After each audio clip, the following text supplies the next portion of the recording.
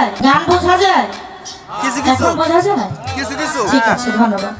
খারাপ লাগে নাকি আপনাদের? তাহলে একটু খেয়াল করবেন গানে কি বলেছে, প্রত্যেকটা কথাই ছোট। এই এই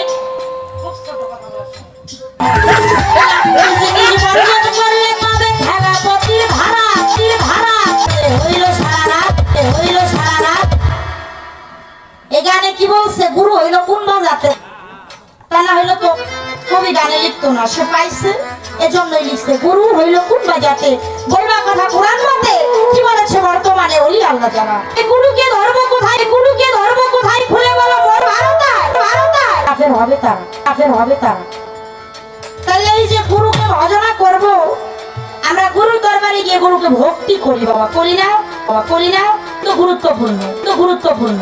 তাইলে বয়াল মানুষের পায়ে সেজদা করা শিরকি গুনাহ।